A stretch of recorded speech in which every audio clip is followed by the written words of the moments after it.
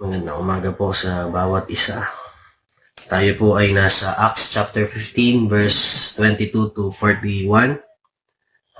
Tingnan po natin kung ano po yung mga magtututunan po natin mula sa early church. Day 3 ng ating prayer and fasting. Tsaka kita po tayo mamayang gabi sa ating prayer meeting online. Tayo po ay magsimula na. Buksan po natin ang ating mga Bible sa Acts chapter 15 verse 22 to 41.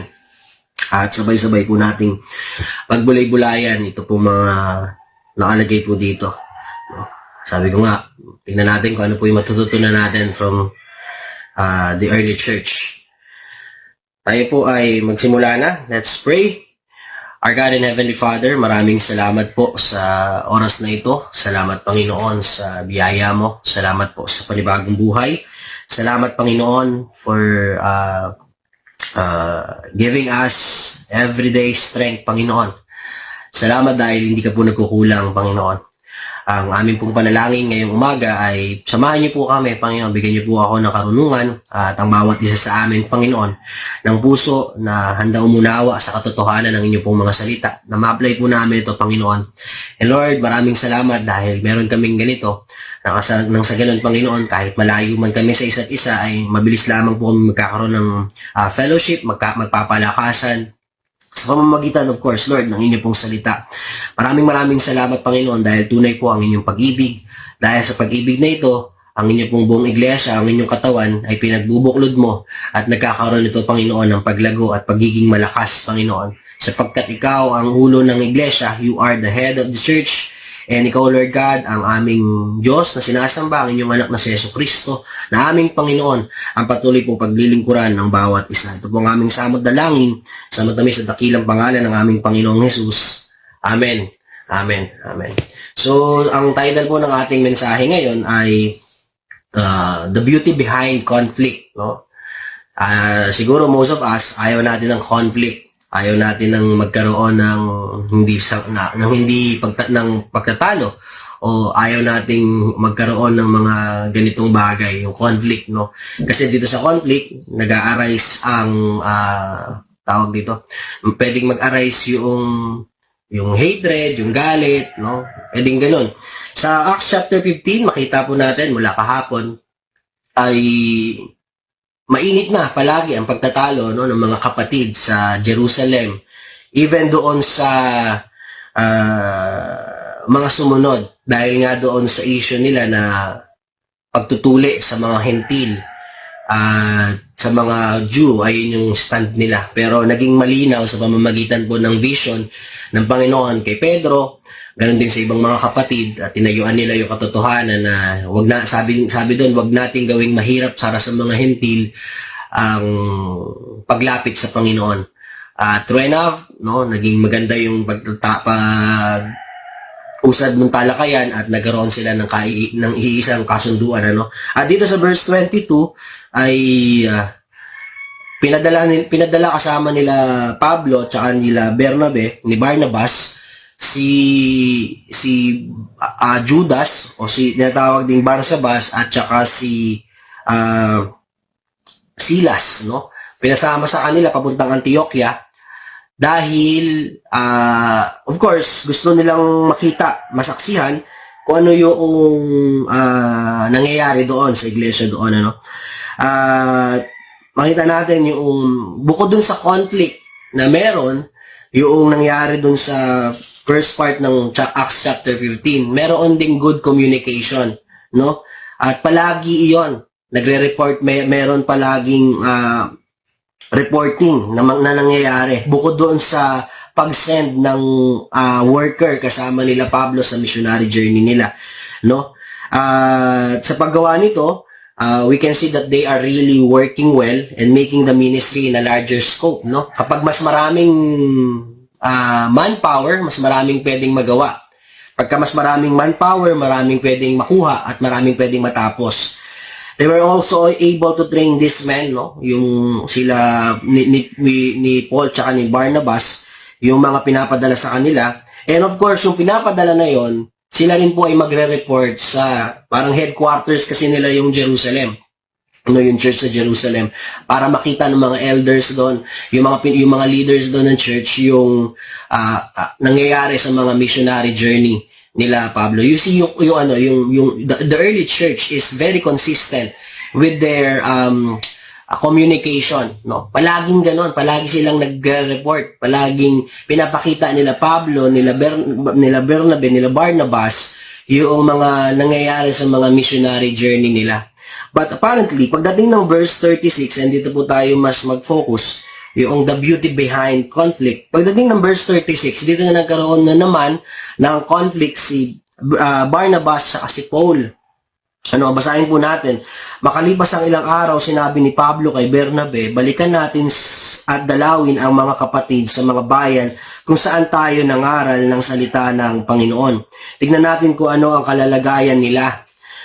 Nais ni Bernabe na isama si Juan na tinatawag ding Marcos, ngunit ayaw ni Pablo sapagkat hindi ito nagpatuloy na sumama sa kanilang gawain, sa halip, ito'y humiwalay sa kanila sa Pamphlia. Nagkaroon sila ng mainitang pagtatalo, kaya't naghiwalay sila. Isinama ni Bernabe si Marcos at naglayag sila papuntang Cyprus. Isinama naman ni Pablo si Silas, sila'y umalis matapos silang ipagkatiwala ng mga kapatid sa pag-iingat ng Panginoon. Naglakbay sila sa Syria at sa Cilicia at pinatatag ang mga iglesia roon, no? At wala na nga po dito sa passage na ito si Judas dahil siya po yung pumunta doon sa Jerusalem para mag-report ng nangyari doon sa journey nila sa Antioquia, no? Makikita po natin dito na may conflict between Barnabas and Paul. Meron silang disagreement, meron silang hindi pinagkasunduan. At sabi po doon, nagkaroon sila ng mainitang pagtatalo. Actually dito sa chapter 15, dalawang beses binanggit yung mainitang pagtatalo. Doon sa meeting sa Jerusalem at saka itong encounter ni Paul tsaka ni Barnabas, no? Pero, di ba, kagaya nila, ayaw natin ng conflict, no? Tama ba? Ayaw po natin ng conflict. Ayaw natin ng magkaroon ng mga disagreement. Kung maaari lang, palaging panatag lahat, no? Maaari lang sa church, peaceful kang darating, peaceful kang halis. Pero sometimes, hindi ganon, no? Because we have a different side, no? Meron tayong different characteristic at meron tayong mga pagkakaiba-iba. Iba-iba tayo ng kinalakan, iba-iba tayo ng kultura. Magkakaroon tayo ng conflict. The more we get closer, the more nang pwede tayong magkaroon ng conflict. But, merong beauty behind it, no? At ganun po yung nangyari sa kwento po ni Paul tsaka ni Barnabas, no? Kasi dahil nga ayaw, ang conflict nila dahil ayaw ni Pablo na isama si Marcos. Si Marcos po, siya po yung may author ng Book of Mark, ng gospel, ng gospel, no?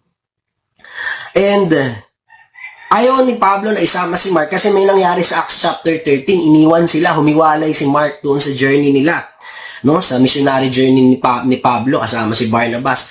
And with Mark that time, umiwalay si Marcos, kaya ayaw parang na-off na si Pablo, ay, nangiiwan yan, huwag natin isama.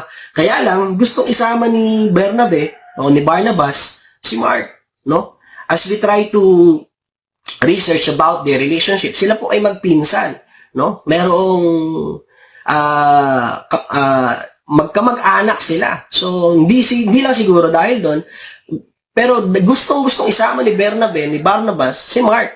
At yun yung conflict nila. So, pinagtalunan nila yun at nag-result nga po ito sa maghiwalay na lang sila ng ruta.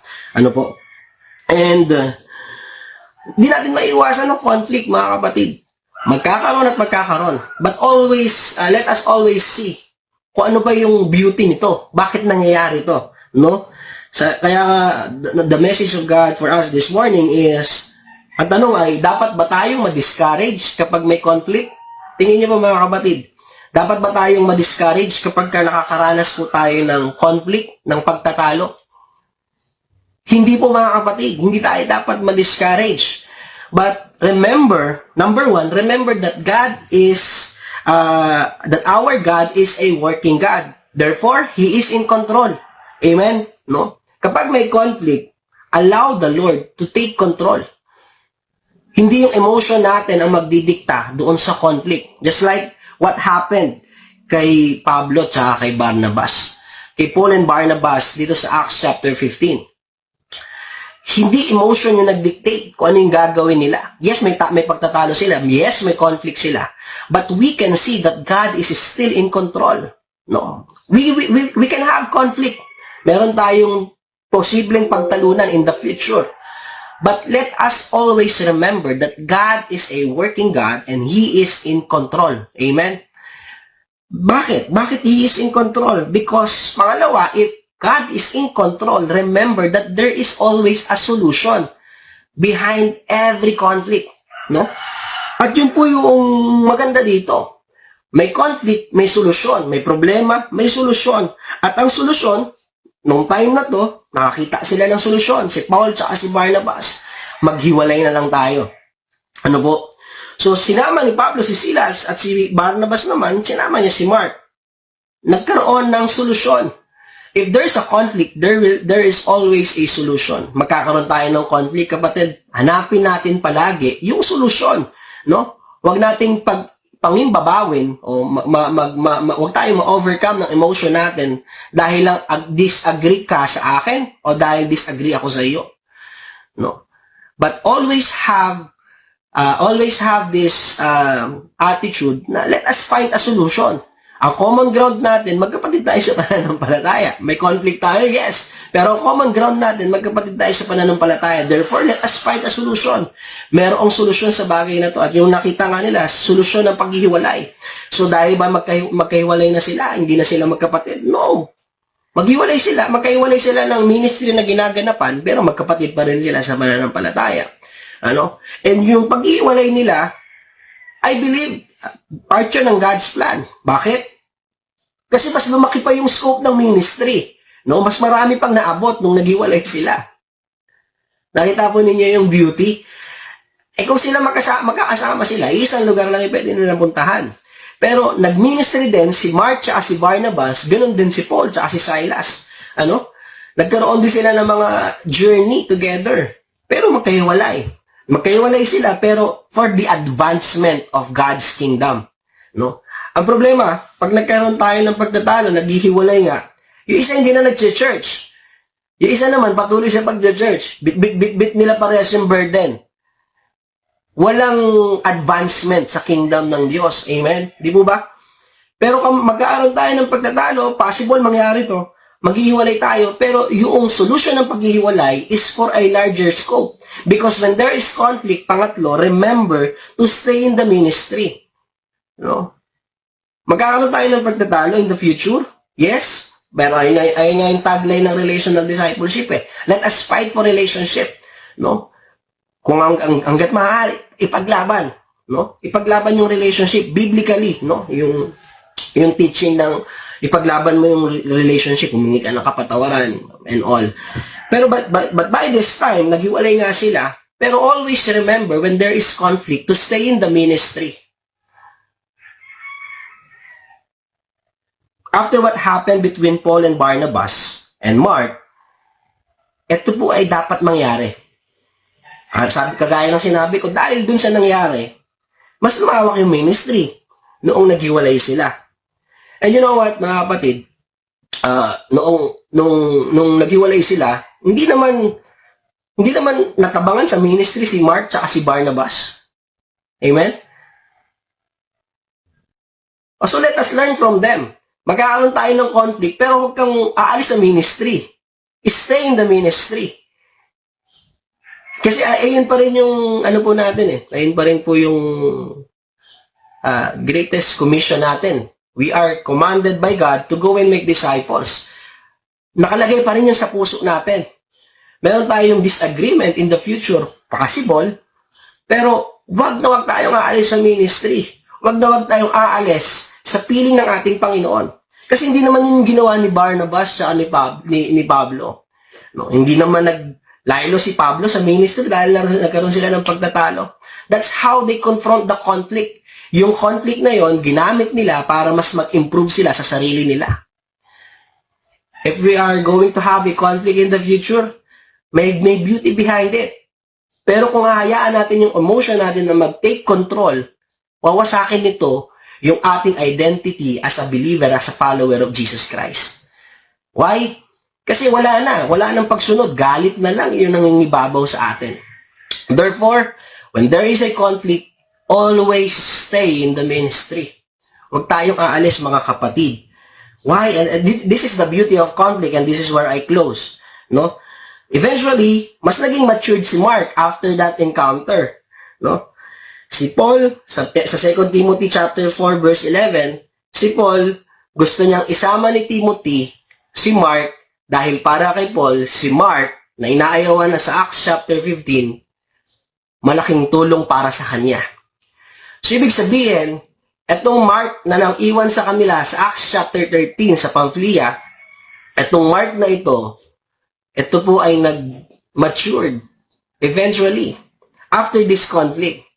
And if we see, if we can see na yung conflict na meron sila, meron yung beauty because behind that conflict, ito po ang bumuo sa pagkatao ni Mark. Kaya nga kung may conflict tayo, mga kapatid, wag na tayo nga alis sa ministry. Remember that God is in control and there's always a solution sa bawat mga conflict na ito. And I tell you po, mga kapatid, ang bawat conflict, kung ang Diyos ang siyang magli-lead sa bawat conflict at hindi emotion natin ang mangingibabaw, bubuuin niya yung pagkatao natin and gagawin niya tayong mas better person. Kaya nga kung may conflict po sa loob ng church, sa buhay mo man ngayon, always remember that God is in control and there's always a solution. Pero, when there is conflict, wag po tayong aalis sa ministry. Or meaning to say, wag po tayong aalis sa Panginoon. Dahil, yun po ay makapagpapatibay ng ating pong pananampalataya. Maraming salamat po sa inyong pong pakikinig. Kung may conflict, kapatid, it's time for you to grow. Lalago ka dyan. Kaya wag nating aayawan ang conflict. Pero, of course, kung hanggat maaari, pwede natin ma-avoid yung conflict. Pwede na natin pag-usapan. Wag na nating ilihim, wag na nating ikimkim yung mga nararamdaman natin. Dahil kapag kinimkim natin yan, ayun, doon mangingibabaw yung emotion. No? Wag nating kimkimin, kung meron ng conflict, i-approach natin, let us fight for relationship, let us love one another, kagaya ng prayer natin nung Monday, support one another, dahil yun naman po yung kalooban ng ating Panginoon sa bawat isa sa atin. Magandang umaga po at tayo pong lahat ay manalangin. Diyos amang makapangyarihan sa lahat, ikaw ang siyang may akda ng buhay, ikaw ang siyang umibig sa amin. Panginoon, ito ang katotohanan, wala po kaming mapagmamalaki sa iyo, sapagkat kami po, Panginoon, ay iniibig mo lamang. Wala kaming bagay, Panginoon, na masasabi na amin, sapagkat ang lahat ng sa amin ay sa iyo. That's why, Lord, sa umagang ito, salamat po sa mensahe mo. Kung magkakaroon man kami ng conflict, Panginoon, sana makita po namin yung beauty nito. Kagaya nung nangyari kay Paul tsaka kay Barnabas. Maaaring nagkaroon sila ng mainitang pagtatalo, pero hindi nila hinayaan na masira yung identity nila bilang mga lingkod mo. Kung hindi, yung pagtatalo na yun, Panginoon, ay naging dahilan upang mas lumawak yung scope ng ministry.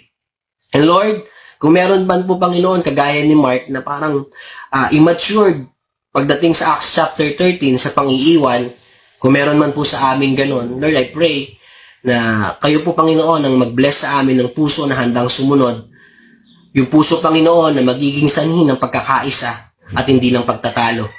At Lord God, kung meron man pong mag-arise na conflict, we pray that you are always in control and we will always find a solution, Panginoon, dahil kami ay magkakapatid sa pananampalataya. Maraming salamat, Panginoon. Pero higit sa lahat, ang tagubilin mo sa amin bilang mga magkakapatid sa pananampalataya ay magmahalan, magsuportahan. Sabi mo, Panginoon, sa Colossians, to carry each other's burden. Gusto mo namin gawin yan, Panginoon, ng walang pagpipretend, Panginoon. Gusto namin gawin yun ng totoo sa aming buhay. That's why, Lord, I pray for each and every one of us. I-bless mo, Panginoon, ang Christ Church in Makati and Christ Church in Makati Bacoor, Panginoon, na patuloy po kaming maging instrumento na ang bawat iglesia po na aming ginagalawan at kinabibilangan ay pagpalain mo, Panginoon, at pagbuklurin mo kami ng pag-ibig mo, Panginoon. When there is conflict, we will remember that you are in control. And when there is conflict, we will always find a solution, and hindi kami aalis, Panginoon, sa ministry o sa church. Hindi kami aalis sa piling mo. Because, Lord, if there's a conflict, Lord, isa lamang po ang ibig sabihin nito. Meron kang gustong i-improve sa aming buhay. And Lord, maraming salamat po dahil natutunan namin yung bagay nito, Panginoon. And Lord, I pray and I speak blessing sa mga kapatid ko, Panginoon, na nakikinig ngayon. Huwag niyo po silang pababayaan.